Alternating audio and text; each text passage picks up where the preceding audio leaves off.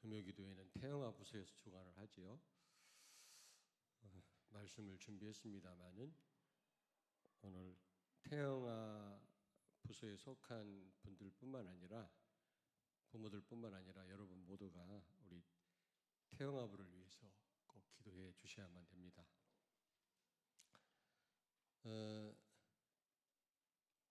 태영아는 그러니까 태중에 있는 우리 렘넌트와 또 젖을 먹는 우리 그 어린 렘넌트를 가리켜서 태영아라고 그러잖아요. 이 태영아는 분명한 렘넌트고 다른 씨입니다. 세상 그 아이들과 구분됩니다. 똑같이 보면 안 되거든요. 창세기 4장 25절에 아벨 대신에 여러분 아벨 대신에 아담과 하와가 아들을 낳았는데 이름을 뭐라고 했다고요? 셋이다. 근데 그 셋이라는 뜻은 디퍼런트라는 뜻이거든요. 디퍼런트 씨드라는 뜻이에요. 다른 씨다. 조금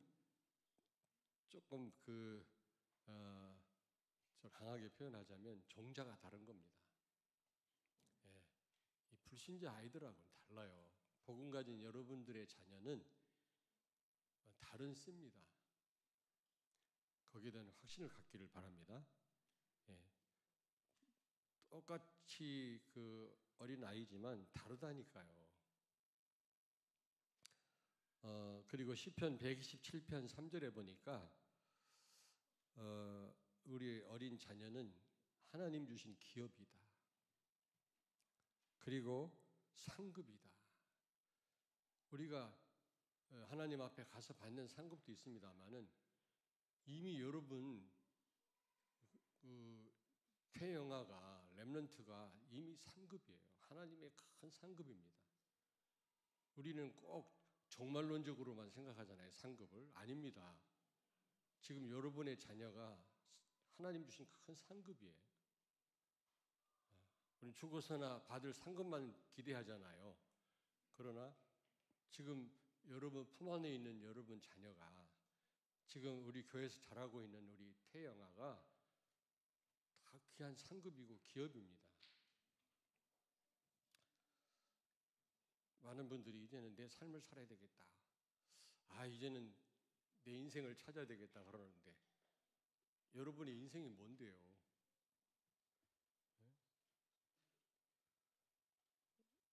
목사가 이제 내 인생을 찾아야 되겠다. 도대체 목사 인생이 뭡니까? 목회입니다. 목회 말고 또 다른 인생이 뭐가 있습니까? 여러분 인생이 뭐가 있어? 뭐 인생 찾을 겁니까? 그게 뭔데요? 우리 어린 후대를 키우는 겁니다. 그게 답니다, 여러분. 근데 이제 내 인생을 찾아야 되겠다. 가끔 그래요. 그건 틀린 말입니다. 목회자는 목회하는 게 그 인생이에요.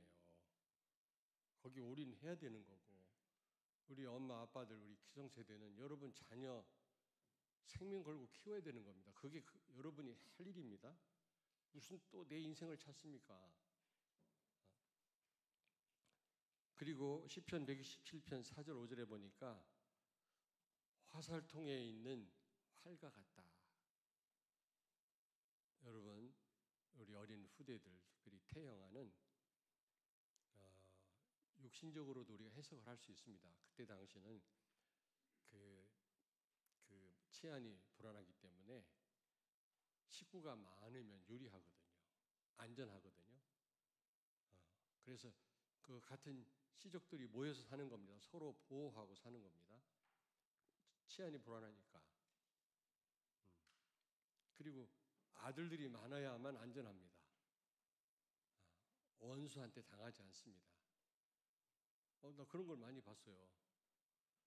아들들 많이 있는 그런 가정은 무시를 안 당하더라고요. 무슨 일이 있으면 아들들이 다 들고 일어나니까 무서워서 그 가정을 무시를 못해요.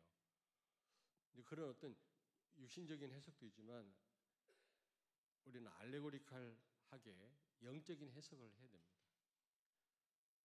그러니까 이스라엘 역사서에 보면은 이방 나라 주변의 적들하고 막 싸우잖아요. 이스라엘 왕들이 나라들이 단순한 육신적인 싸움이 아닙니다. 디바인 워라고 그러잖아요. 홀리 워라고 그러잖아요.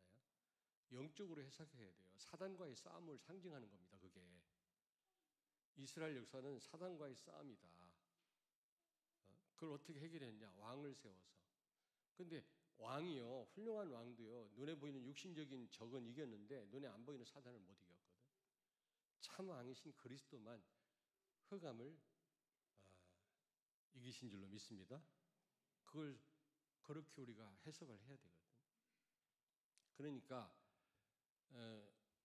우리 태영아, 우리 어린 자녀들, 우리 렘넌트들은 화살통에 있는 화살, 맹수를 만났는데 화살통 안에 화살이 거득하다. 그러면 안전한 겁니다. 화를 쏘면 되니까요. 그러나 화살통에 화살이 없다. 그 맹수한테 당하는 겁니다. 그렇게 해석도 되지만 가장 영적인 강력한 무기입니다. 어릴수록 유리하거든요. 어릴수록. 기성세대는 발판입니다. 우리 나이 많은 분들이 없으면 안 되죠. 발판이니까. 그러나 사실은 주역이 아닙니다. 다른 게 많이 들어가 있어요. 그래서 이런 발판일 뿐이지 주역은 될 수가 없어요. 진짜 싸움은 우리 후대가 싸우는 겁니다. 강력한 흑암을 꺾을 수 있는 무기가 우리 어린 후대다. 알겠습니까? 예. 화살통 안에 든 화살과 같다 그랬잖아요. 화살통 아세요? 이렇게 화살을 집어넣는 왜 통 있지 않습니까? 그래서 여러분들은 먼저 우리 태영아부 담당하는 우리 분들, 부모들뿐만 아니라 성도들이 그렇게 알고 계셔야 될 것 같고요. 두 번째로 최고의 태교가 뭐냐? 최고의 그 태영아 교육이 뭐냐? 우리 한번 태영아 교사들한테 물어볼까요? 근데 이미 다 뭐 힌트를 다 줘서 부부가 서로 행복하게 사는 겁니다. 어떤 인간적인 행복 말고요. 정말 복음으로 만족하고 복음으로 행복해야 되거든요. 그게 최고의 태교예요. 맨날 싸우면서 뭐 그림 봅니다. 미술 치유한다고. 미술 봅니다. 그러면 애가 발작해요, 속에서. 그렇게 피 터지게 싸워놓고 말이지. 뭐 음악 듣습니다. 애가요, 돌아요. 부부가 행복한 것이 최고의 태교입니다. 아시겠습니까? 그래서 오늘 보니까 그리스도가 교회를 사랑하고 교회가 그리스도를 위해서 복종하고 순종한 것처럼 그렇게 해라. 부부간에. 복음을 진짜 누리고 행복하란 말이죠. 이것처럼 큰 태교가 없어요, 여러분. 또 어떤 엄마는요, 태교한다고요, 성경을요, 막 2시간씩 읽어요. 여러분도 1시간 이상 앉아있으려면 힘들잖아요. 태중에는 아이 다 압니다. 집중 시간이 얼마 없는데 2시간씩이나 성경을 보고 있으면 애가요, 헷갈려요. 부부간에 행복하시기 바랍니다. 둘이 막 남편하고 실컷 막 싸우다가 그 아이 젖을 물렸는데 그 아이가 중환자실에 입원한 거 있죠. 이 젖이 아니라 독이요, 독. 여러분. 막 싸우고 젖을 물리니까요. 젖 가운데요, 독이 들어가 있는 겁니다. 그런 호르몬이 발산돼가지고 오랫동안 중환자실에서 죽다가 살아났다고 하더라고요. 어린 그 아이가. 그러니까요. 그리고 뭐 건뜻만 하면 또 이혼하자 그런 분이 있나? 여자가 먼저 이혼하자고 그래요? 남자가 먼저 이혼하자고 그래요? 여자가 그래? 해봤어? 해보지는 않았지만 여자가 그런다네? 응? 근데 여러분 농담이라도 그런 말씀 하시면 안 돼요. 자꾸 하면 씨가 그게요, 나중에는 현실로 나타난다니까. 그게 한두 번이 자꾸 그러면요. 그런데 그런 말 할 때 아이들은요, 철렁철렁 놀랍니다. 뭐 하나님 큰 계획도 있겠습니다만 부부가 이혼한다. 아이들에게는 어마어마한 충격이래요. 그게 부부간에도 큰 상처겠습니다만은 아이들한테는 이루 말할 수 없다네. 그게. 그러니까 어쨌든 부부가 서로 사랑하는 거. 또 막 부부가 싸우고 그러면 태중에 있는 아이에게 큰 상처가 된다고 그래요. 왜냐? 누가복음 1장 15절에 보니까 세례 요한이 모태로부터 성령 충만 받았다 했거든. 태중에 있는 아이도요, 렘넌트도요, 성령 충만 받습니다. 임신한 마리아를 임신한 세례 요한 엄마가 만났을 때, 엘리사벳이 만났을 때요, 막 태중에 있는 세례 요한이 막 기뻐 뛰었다고 그랬거든요. 다 압니다, 여러분. 그러니까 서로 부부가 막 서로 갈등하고 싸우고 막 그러면 그 아이에게는 엄청난 상처가 되거든요. 그러므로 부부는 복음으로 만족하고 행복해야 될 줄로 믿습니다. 그게 최고의 태교다. 그게 그 태영아 부모님들이 꼭 그렇게 해야 될 줄로 믿습니다. 왜 아멘이 안 나와요? 네? 갈등하지 마시고.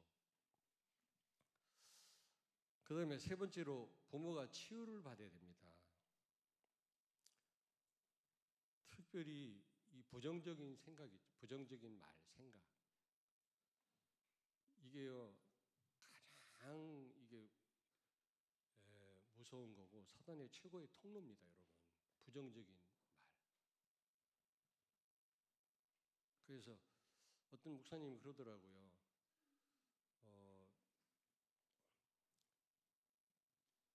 불신자하고는 결혼해도 왜? 전도하면 되니까. 그 온 가족이 예수 믿고 돌아온다. 그게 얼마나 하나님 앞에 큰 그게 영광이 되니라는 겁니다. 그러나 부정적인 사람하고는 결혼하지 마라. 불신자하고는 하되. 그거 잘 못 고칩니다, 여러분. 입만 벌리면 부정적인 말 하는 사람이 있거든. 절대로 우리 태영아 부모님들은 부정적인 말을 하시면 안 됩니다. 하나님은 하실 수 있잖아요. 하나님이 능력이 없으십니까? 이게 우리 어린 영아, 젖물리고 있는 우리 렘넌트나 태중에 있는 아이에게는 가장 해롭다. 이건 제가 만들어낸 말이 아닙니다. 그리고 교회에 대한 불신앙입니다. 교회에 대한 불신앙. 여러분, 교회에 대한 불신앙. 저는 이제 우리 부목사님 이제 목사가 되니까 조금 대화를 해요. 교회에 대한 얘기도 합니다. 예. 우리 그 곽선아 권사하고도 교회에 대한 얘기 상담도 하고요. 그렇게 합니다. 그러나 대학 졸업하기 전까지는 한 번도 교회 얘기를 해본 적이 없어요. 내가 많은 핍박을 받았지만 목사님들에게. 그러나 목사님들 얘기 해본 적이 없어요. 한번 물어보세요. 이제 성장해서 목회자가 되니까 가끔 교회 얘기를 이제 해야 되잖아요.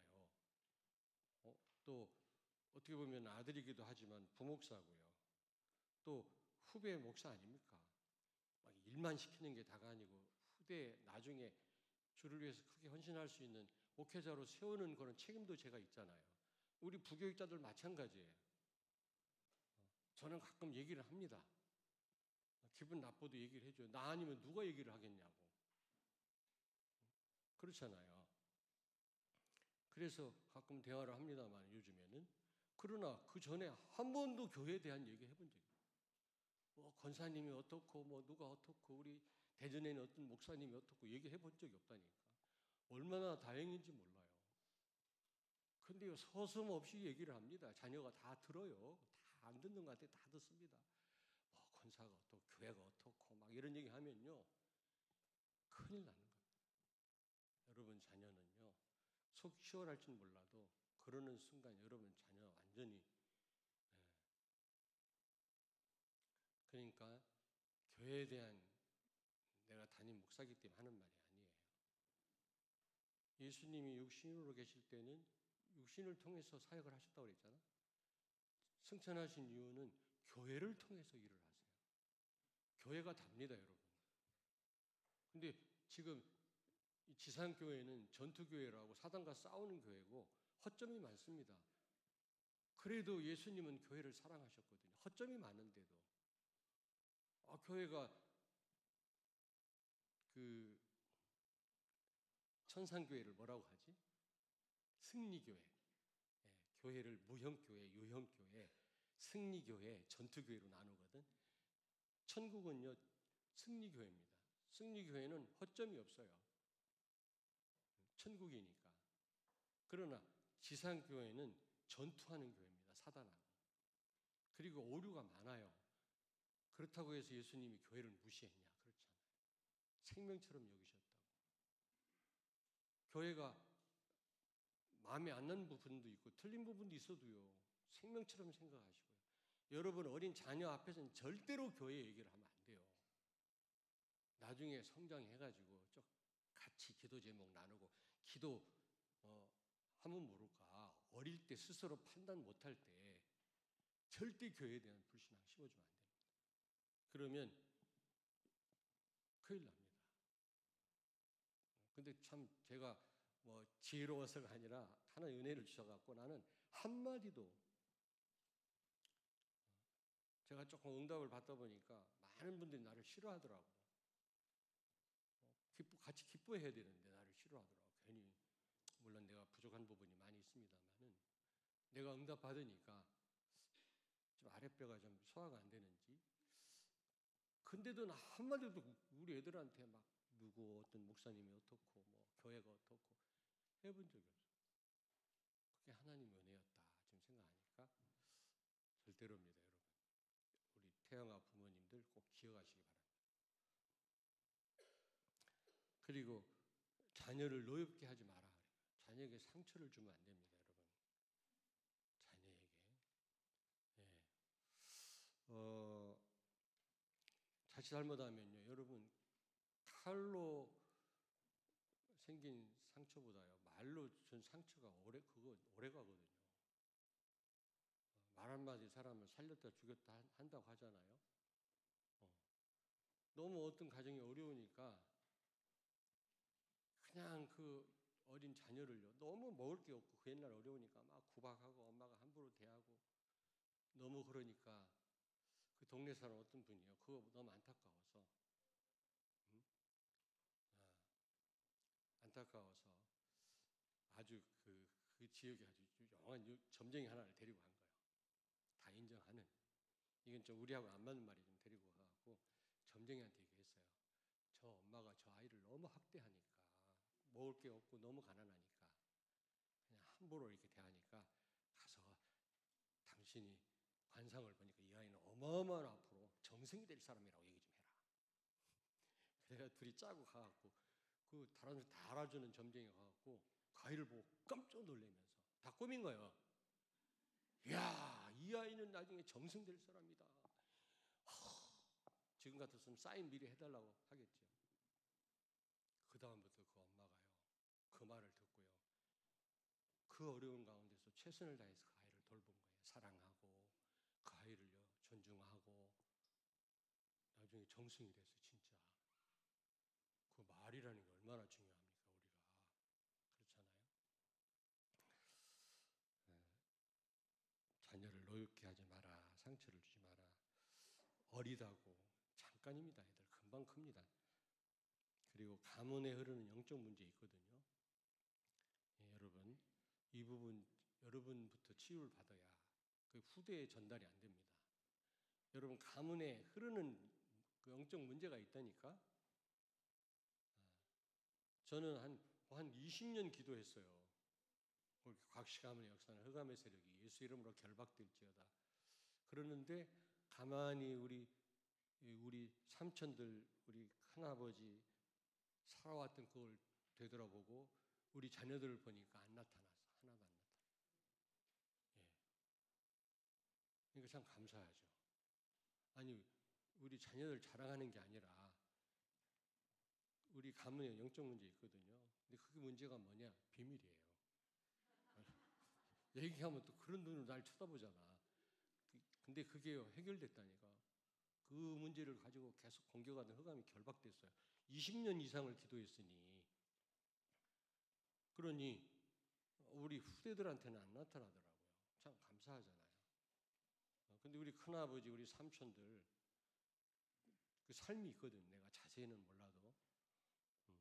그래서 그런 염려를 가지고 기도를 했는데 하나님이 이 가문의 역사에 흑암이 결박되게 떠나가게 하셨어요. 자, 그래서 이 부모부터 치유를 받아야 된다. 중요합니다. 그리고 네 번째로 부모부터 살려야 된다. 부모부터. 왜냐하면 부모는 중요한 언약 전달자잖아요. 가장 많은 시간 있잖아요. 그리고 그 교사도 기도하고 담당 교육자도 기도하겠습니다만은 그래도 자녀를 놓고 누가 기도 많이 합니까? 여러분 태영아 부모들 아니겠습니까? 기도의 배경 아니겠어요? 그러므로 부모부터 힘을 얻고 살려야 되거든요. 태영아 부서에서 꼭 기억하시기 바랍니다. 예, 부모부터 살려야 돼요. 그래서 세례 요한은 태중에서부터 성령 충만을 받았다 그랬거든. 그 어머니 영적 상태가 중요해요. 영적 상태가 중요해요. 그래서 예배와 말씀과 기도 이게 중요해요. 예배 성공하셔야 되고 예배와 말씀과 기도로 이 담임 목사하고 소통이 돼야 돼요. 여러분 태영아 부모님들 기억하십시오. 또 우리 제자라면 적어도 소통이 돼야 돼요. 나하고요. 그리고 지도자라면 교회에서 지도자 역할을 한다면 담임 목사하고 메시지로 소통이 돼야 돼요. 물론 이제 사람이 전달하는 거니까 조금 거슬리는 부분도 있겠지만 진짜 제자는 그런 부분에 영향 안 받습니다. 왜냐? 말씀 전체 흐름이 있기 때문에 그걸 이해하기 때문에 그리고 목회자의 중심을 알기 때문에 조금 나도 인간인지라 이렇게 묻어나가는 경우도 있잖아요. 여러분의 마음에 안 맞는. 근데 이제 제가 시카고에 갔더니 연세 많은 목사님이 내 메시지를 계속 듣고 계시다고 하더라고요. RUTC 방송을 통해서 감사하더라고요. 아이고 어떻게 내 메시지를 듣고 계십니까? 근데 그분이 하는 얘기가 목사님은 할 말 못할 말 다 해? 그러더라고요. 부럽기도 하지만 괜찮겠어? 그러더라고. 연세 많은 분이에요. 아주 영어도 잘하시고 미국에서 신학을 하신 분인데 그렇습니다. 좀 제 설교 스타일이 그렇거든요. 근데 또 가만히 생각해보니까 내가 막 강조하고 소리 지른다고 또 변화되는 것도 아니고 깨닫는 것도 아니더라고. 성령이 하시는 거지. 물론 이제 강조할 때는 강조해야 되겠지. 그렇잖아요. 밋밋하게 하면 또 어느 때는 졸리더라고. 어떤 목사님 메시지 듣다 보니까 너무 밋밋하게 하다 보니까. 그러나 막 그냥 강하게 얘기한다고 또 막 깨달아지고 막 되는 건 아니더라고. 근데 이제 그런 부분에 이제 영적으로 약한 분들, 새신자들, 상처가 있는 분들은 힘들거든요. 그래서 이런 부분도 좀 갱신해야 되겠구나. 그런 부분도. 그러나 제자는 그렇지 않습니다. 좀 강하게 나가도 아멘. 소통할 수 있어야 돼요. 다 이해할 수 있어야 돼요. 제일 중요한 게 그겁니다. 우리 그 태영아 부모님들 나하고 소통이 돼야 돼요. 혹시 내가 거친 부분이 나가도 좀 이해 안 되는 부분이 돼도 저를 신뢰해야 돼요. 강단 말씀 소통해야 돼야 돼요. 그럴 때 같이 여러분이 중요한 일들을 해낼 수가 있는 겁니다. 만약에 뭔가 자꾸 말씀을 통해서 걸리는 부분이 있다. 그러면 사실 저 뒤에 가셔가지고 은혜 받기 위해서 먼저 기도하셔야 돼요. 어떤 상황에서도 은혜가 되도록 내가 강단 말씀에 은혜가 되도록 기도를 하셔야지 무슨 일을 한다라는 게 그게 쉬운 일이 어려워요. 그러면 무슨 얘기인지 알겠습니까? 그러니까 상처가 있는 분들 이해를 합니다. 어떤 분은 좋은 얘기를 해도 그게 눌리는데 근데 가끔가다 막 세게 얘기하면 그건 말할 것도 없죠. 그리고 또 새신자, 그다음 세 번째 말씀 은혜 못 받는 사람들, 그런 사람들은 중요한 맥락을 놓쳐버리고요. 끝까지 좀 거슬리는 부분을 가지고 눌린다고. 이래가지고 무슨 교회 일을 해요? 어떻게 교사를 합니까? 아이들을 양육합니까? 제자가 아니라면, 그게 안 된다면 먼저 은혜 받기 위해서 기도하셔야 돼요. 먼저 그거부터 돼야 돼요. 무슨 얘기인지 알겠습니까? 제가 이제 막 불경을 얘기하고 막 꾸란을 얘기한다면 그건 말도 안 되는 거지만 정말 복음을 전달하는데 좀 거슬리는 말이 들은다 할지라도 제자는 그거에 흔들리지 않습니다. 말씀에서 모든 답을 내리고요. 긴 설명이 필요 없습니다. 거기서 답을 다 찾습니다. 그 말씀만 가지고도 충분합니다. 그게 제자예요. 그게 리더입니다, 여러분. 교육자가 그래야 돼요. 말씀을 구분해가지고 어떤 부분에 걸려가지고 말이지 그것 때문에 중요한 맥락을 놓친다. 그래갖고 목회 교육자 못합니다. 그러면 교육자 내려놓고 저 뒤에 가서 은혜 받기 위해서 먼저 기도하셔야 돼요. 이번에 메시지 나왔잖아요. 유목사님 메시지. 말씀과 기도로 소통하는 게 제일 중요하다. 말씀 안에서 답 다 내려야 돼요. 그 어떤 부수적인 거 다 넘어서야 돼요. 다. 그 못 넘어서면 우리 부모님들 꼭 기억하세요. 어쨌든 부모님들이 먼저 여러분이 살아야 됩니다. 여러분들이 진짜 살려면 강단 말씀 안에서 진짜 소통해야 돼요. 강단하고 소통해야 되고 그 어떤 다른 좀 메시지 나와도 그 부분에 흔들려서는 안 돼요. 중요한 그 흐름을 타고 여러분이 쭉 같이 나가야 돼요. 그래야만 교회를 살리고 시대를 살리는 겁니다. 그 다음에 또 중요한 게 뭐냐면 5번째입니다. 5번째, 부모 중 한 사람이라도 괜찮단 말은 혼자 또 신앙생활 하는 분들 있잖아요. 그 태영아 부모들 가운데 혼자. 그러면 나는 이거 어떡하냐, 나 혼자 이거 가능하겠냐? 가능합니다. 부부가 같이 서로 복음 안에서 행복하고 서로 만족하면서 자녀를 양육하면 그것보다 좋은 일이 없어요. 그렇게 한 그 태중의 아이가 한 10개월 동안 그 행복한 그런 분위기에서 성장한다면 그것처럼 바람직한 일이 없습니다만은 그렇지 않고 엄마 혼자 예수 믿는다. 가끔 남편이 핍박을 한다. 그럴 때 어떻게 하겠습니까? 여러분 모세 보세요. 모세 아버지 얘기 한마디도 안 나옵니다. 어머니 요게벳 얘기만 나오거든요. 그런데 모세는 시대적인 지도자가 됐잖아요. 혼자도 가능하다 그 말이에요. 나 혼자 되겠냐? 나는 남편 신앙생활 안 하고 날 돕지도 않는데 말이지. 나 혼자 어떻게 이 태중의 아이를 키우고 우리 영아를 내가 제대로 도울 수 있겠냐? 아닙니다. 할 수 있습니다. 그리고 두 번째로 다윗도요. 그 어머니 얘기 한마디도 안 나와. 그 아버지 이세 얘기만 나와요. 그런데도 시대적인 왕이 됐잖아요. 그러니까 혼자도 가능합니다, 여러분. 지금 옆에 있지도 않은 남편 맨날 생각하면서 우리 남편 생각하면 아무 소용없어요. 이미 옆에 없는데 뭘. 그리고 사무엘도요. 뭐 엘가나 그 남편 얘기 잠깐 나오지만 별로 언급이 없거든요. 한나 얘기만 나옵니다. 한나. 근데도 시대를 바꿨잖아요. 우상을 무너뜨리고. 그러니까 엄마 혼자도 가능하다. 어쩌면 아빠 혼자도 가능하다. 꼭 기억하십시오. 태영아, 얼마든지 제대로 세울 수 있다 없다? 있다. 혼자도 괜찮다. 맨날 나 혼자라고 낙심하고 말이지. 옆에 없는 남편을 원망하고 그러지 말고 괜찮아요. 혼자도. 아무쪼록. 그리고 저는요.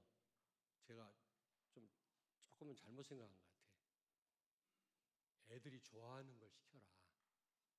그랬거든. 그동안 누가 물어보면은 그래도 그 어린 렘넌트가 좋아하는 걸 시켜야지. 싫은 걸 갖다가 막 엄마가 못했다고 그거를 보상심리로 막 하게끔 하고 막 그러면 큰일 나는 거다.